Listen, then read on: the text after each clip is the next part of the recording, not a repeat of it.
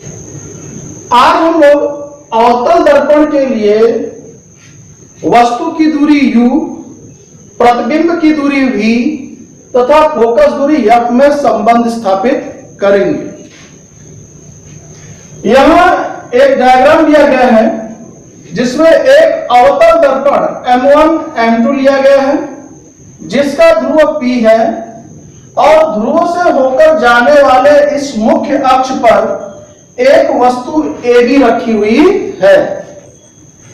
वस्तु AB के शीर्ष से एक प्रकाश किरण दर्पण के मुख्य अक्ष के समांतर दर्पण पर बिंदु B पर टकराती है और परावर्तन के पश्चात फोकस से होकर जाती हुई प्रदर्शित होती है।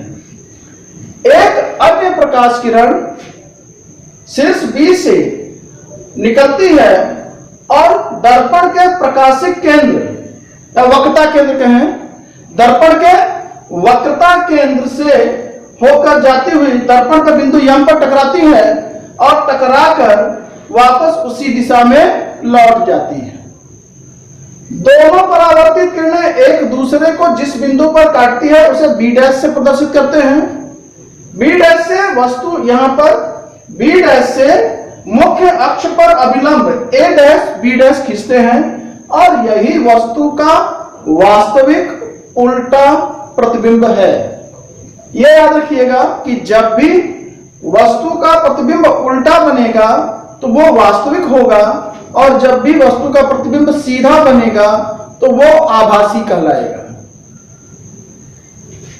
बिंदु D से मुख्य अक्ष पर एक अभिलंब डालते हैं और इसे DN से प्रदर्शित करते हैं। अब हम लोग दर्पण के चिन्ह परिपाटी के बारे में बात कर लेते हैं। जैसे हम लोग संख्या रेखा पर पढ़ते हैं कि कोई अगर संख्या रेखा है तो उसके शून्य के राइट साइड में यानी दाहिनी तरफ में धनात्मक बिंदु आते हैं और ऋणात्मक बिंदु जो है वो लेफ्ट साइड में यानी कि बाईं तरफ आते हैं। क्लियर है? तो यहां जो ये बिंदु O है, यहीं पर हम अपने दर्पण को स्थापित अगर मान लें तो यहां इस अवतल दर्पण में सभी कुछ जो है वो लेफ्ट साइड में है, यानी यहां ध्रुव से दर्पण की जो फोकस दूरी है वो भी ऋणात्मक होगी, वक्रता त्रिज्या जो है वो भी ऋणात्मक होगी, वस्तु की दूरी ये तो सदैव ही ऋणात्मक ली जाती है और प्रतिबिंब भी चूंकि लेफ्ट साइड में ही है तो इसलिए इसकी दूरी भी ऋणात्मक ही ली जाएगी। अगर कोई भी चीज इनमें से राइट साइड में आता तो उसका चिन्ह धनात्मक लिया जाता है, प्लस साइन पर उसको हम लोग लेते। अब यहां टोटल हम लोग का माइनस साइन पर जाएगा तो पहले हम लोग जिन जिन चीजों की जरूरत है उनको नोट कर लेते हैं। दर्पण के ध्रुव P से वस्तु की दूरी PA, यहां से देखिए ये वस्तु की ये ध्रुव P है और यहां से इस वस्तु की दूरी PA बराबर -U। फिर वही चीज दर्पण के ध्रुव P से प्रतिबिंब की दूरी PA', यहां हमारे पास ये P और ये A', तो PA' gives out -V। Focus दूरी ये दर्पण की फोकस दूरी है PF, फोकस को F साइन से डिनोट करेंगे तो -F।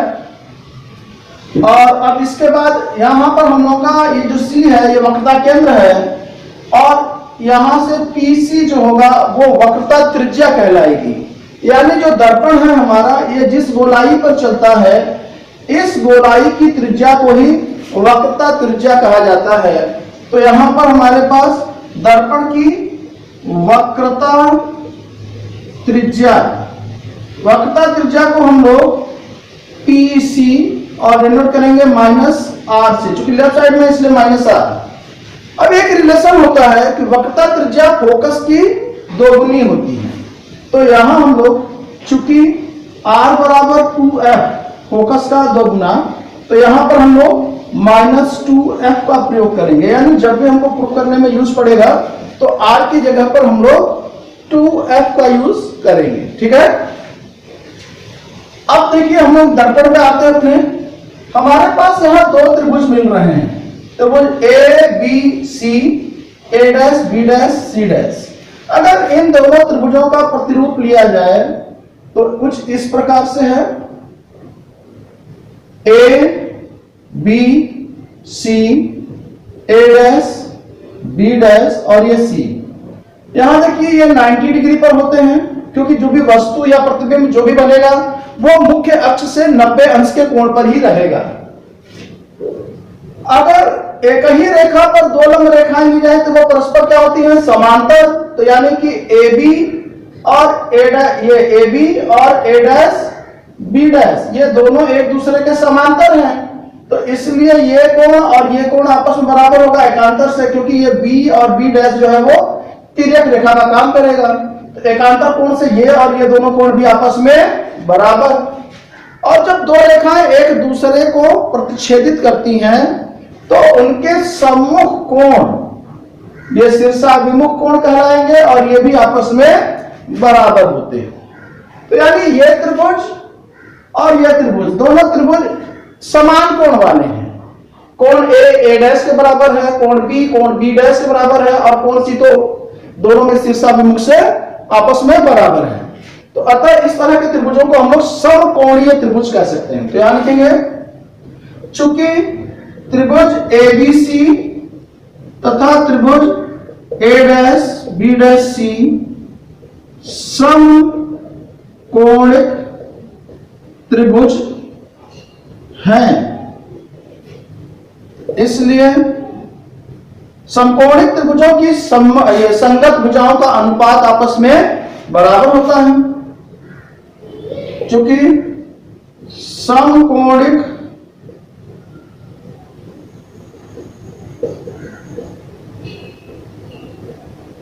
त्रिभुजों की संगत भुजाओं का अनुपात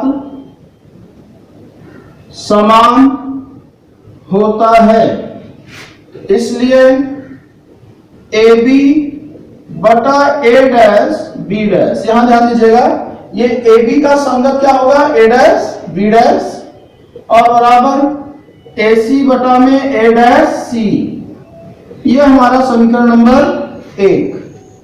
अब हमारे पास इस चित्र में दो त्रिभुज और चले आते हैं, त्रिभुज NDF और A dash B dash F, एक ये त्रिभुज और एक ये त्रिभुज। इन दोनों का भी अगर हम लोग प्रतिरूप लें तो प्रतिरूप कुछ इस प्रकार से नजर आएगा, और यहां पर ये किस प्रकार से समकोणिक है ये हम लोग समझ सकते हैं।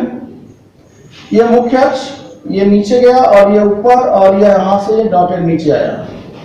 ये आपका N, ये D, ये F, A dash B dash. यानी कि ये 90 डिग्री है, ये एकांतर है क्योंकि पिछले चित्र में हम लोग समझ चुके हैं इस चीज को, और ये शीर्षाभिमुख से भी आपस में बराबर है। 90 डिग्री का है, एकांतर कोण हो गए, और यह शीर्षाभिमुख से। तो जब तीनों कोण बराबर हैं तो इस त्रिभुजों को भी हम लोग कह सकते हैं कि ये दोनों त्रिभुज हमारे समकोणिक हैं। जब दोनों त्रिभुज समकोणिक होंगे तो इनकी संगत भुजाओं का अनुपात भी आपस में बराबर होगा। तो चूंकि त्रिभुज NDF तथा त्रिभुज A dash B dash F भी समकोणिक त्रिभुज हैं,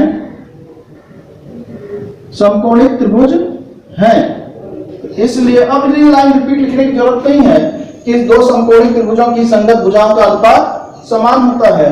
तो यहां हम लोग डायरेक्टली यूज कर सकते हैं अपना DN बटा A डैश B डैश बराबर FN बटा ए डैश एफ।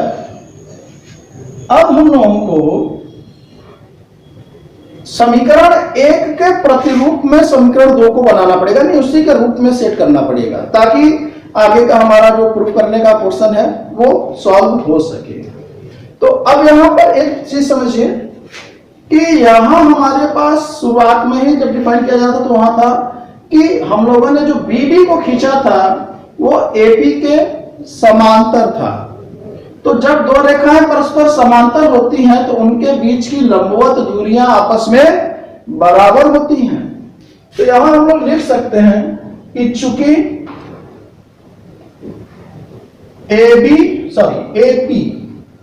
एपी समांतर बीडी तथा एबी लंब है, ये लंबवत का निशान हम लोगों का, एबी लंब है एपी पर, और दूसरा हम लोग ये भी ले सकते हैं कि एबी लंब है एपी पर, और दूसरा ले सकते हैं कि डीएन ये भी लंबवत है एपी पर। तो देखिए एक ही रेखा पर दो लंब रेखाएं हैं, तो यहां पर ये दोनों क्या होंगी, ये एपी और बीडी के बीच की लंबवत दूरियां, ये दोनों आपस में बराबर होंगी। तो यहां हम लोग लिख सकते हैं, इसलिए एबी बराबर डीएन, यानी जहां पर भी हमारे पास सवाल में एबी दिया गया है वहां हम लोग डीएन का यूज कर सकते हैं। एक चीज को और हमें चेंज करना है, ये जो दर्पण का द्वारक है, ये द्वारक अगर बड़ा था तो यहां से जो हम लोग ने अभिलंब ये डीएन खींचा था, तो ये एन जो था ये पी से दूर पर स्थापित हो रहा था।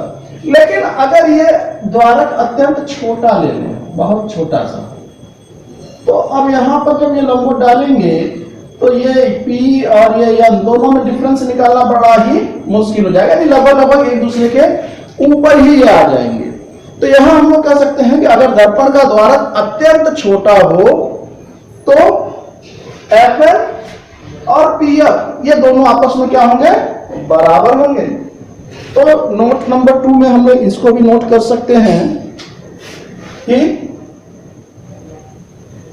यदि दर्पण का द्वारक अत्यंत छोटा हो तो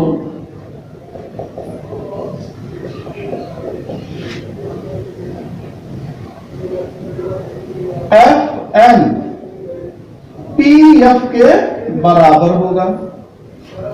ठीक है, अब इन दोनों मानों को, यानी कि डीएन की जगह पर एबी और पीएफ की जगह पर पीएफ, इन दोनों मानों को इस समीकरण में हम लोग रखते हैं।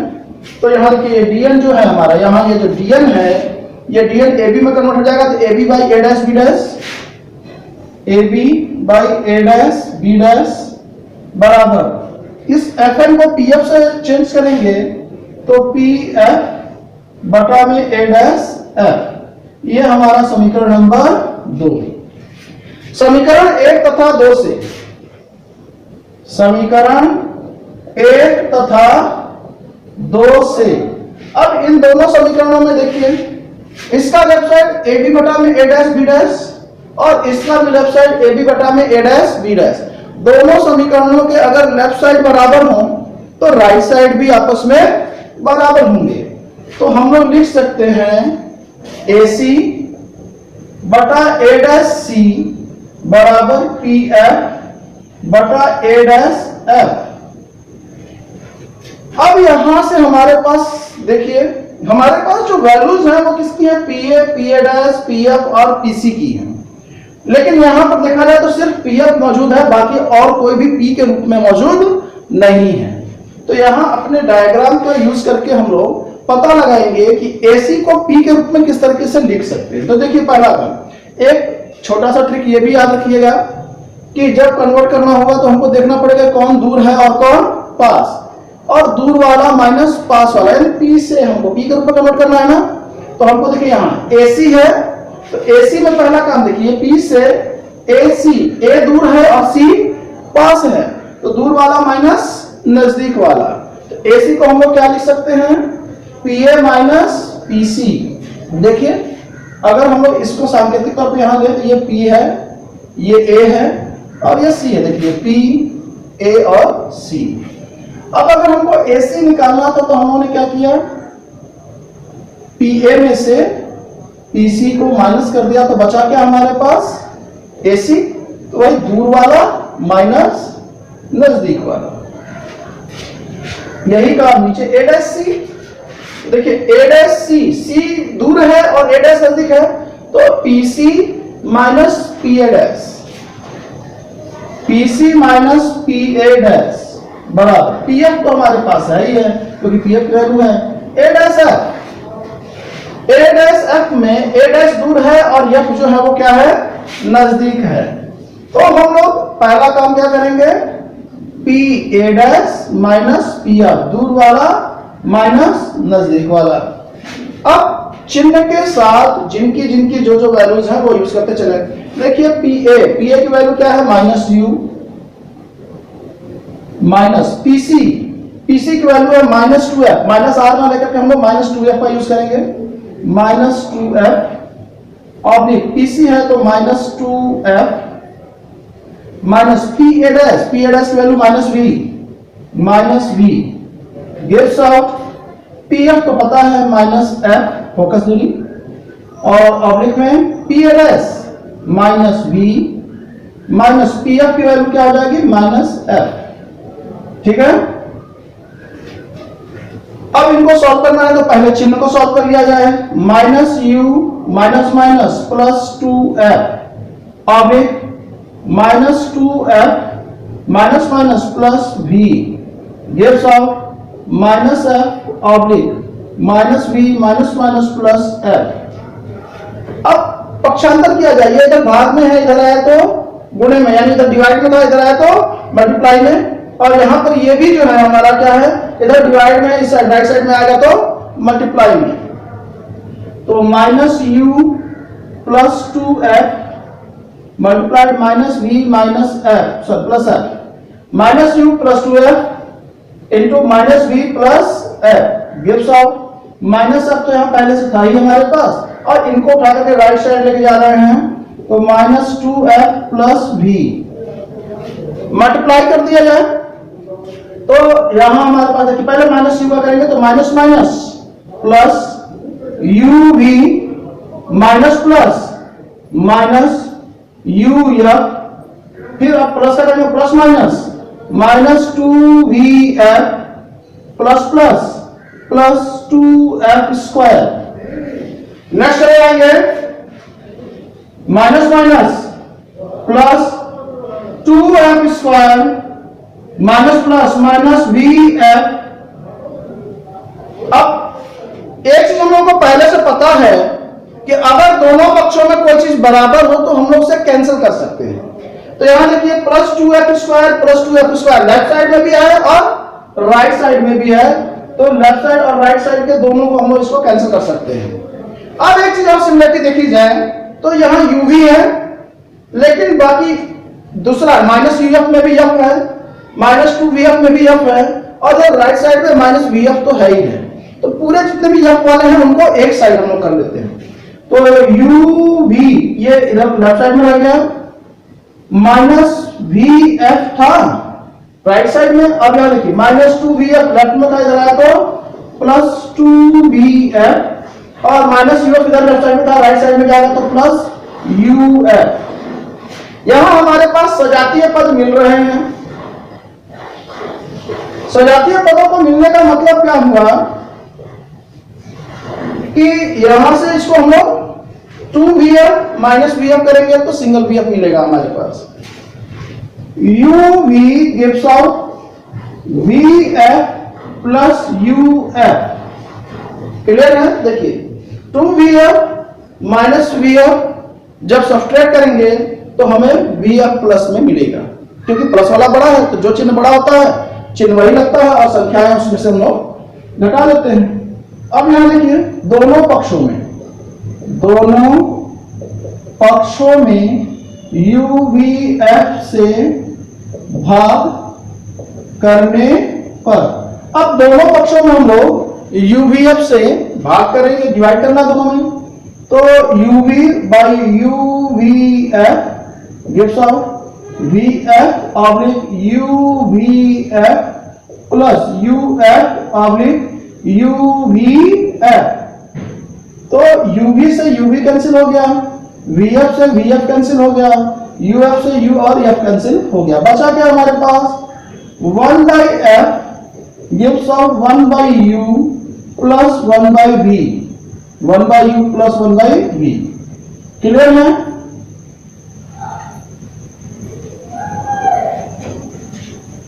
हमें यही प्रूव करना था। इसे हम लोग UVF में संबंध कहें या अवतल दर्पण के लिए फोकस दूरी का सूत्र कहें, कुछ भी कह सकते हैं। इसे आप लोग वीडियो पॉज करके नोट कर सकते हैं या स्क्रीनशॉट लेकर के अपनी नोट्स को तैयार कर सकते हैं। अगर वीडियो पसंद आई हो तो वीडियो को लाइक और शेयर जरूर करिएगा, मेरे चैनल को सब्सक्राइब भी कीजिएगा अगर वीडियो पसंद आ रही हो तो। Thank you guys, thank you students.